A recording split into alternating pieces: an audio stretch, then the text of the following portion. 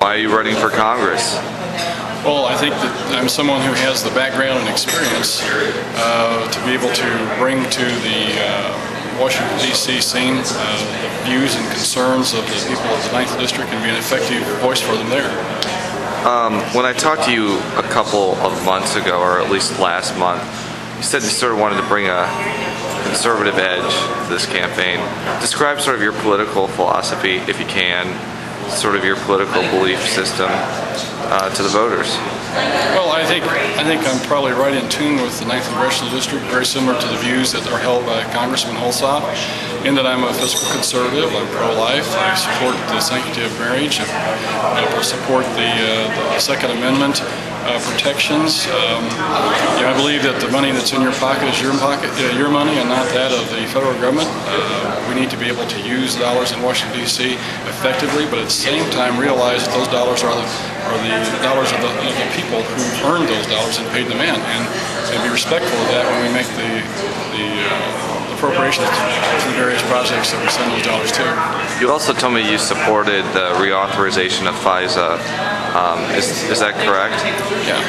Okay. Yeah. Why? How come? And do you also support retroactive immunity for the telecom industry as well? Well, I think that the FISA situation is important from the standpoint that we have to be able to provide the necessary information to our servicemen to be able to not only protect our country but protect them as well. I think it's important that we be able to fight the war on terror, which is basically to protect our homeland. We need to be able to provide the resources to our men to be able to do that. I think that's very important. And what is sort of your vision for Iraq and Afghanistan after the 2008 election? Well, I think that the primary purpose of the federal government is to protect our country so that we can enjoy the freedoms that we've enjoyed these past 225 plus years. The war in Iraq, the war in Afghanistan is such that we're pursuing terrorists who have attacked us, who have sworn to take us over, to continually attack us and our people and our property. So we need to pursue them as long as it takes to put them back in their corner, to keep them from being a threat to us.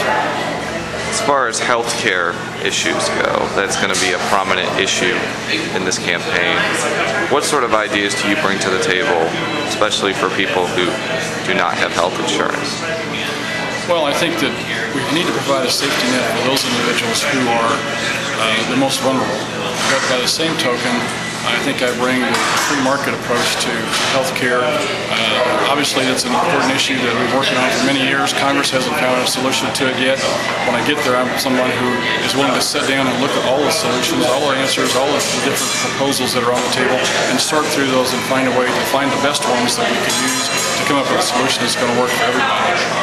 There are several other opponents in the Republican primary, including 2 current state representatives and a former MU football player.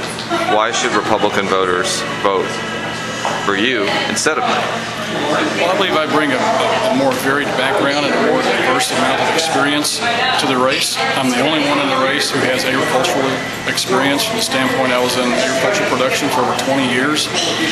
There's a huge agricultural economic base to the 9th Congressional District. And I think it's important that somebody understand the relationship of agriculture and the businesses and the communities that are supported by the agricultural community around those communities, because that's a huge part of this district. It's a small business-oriented group.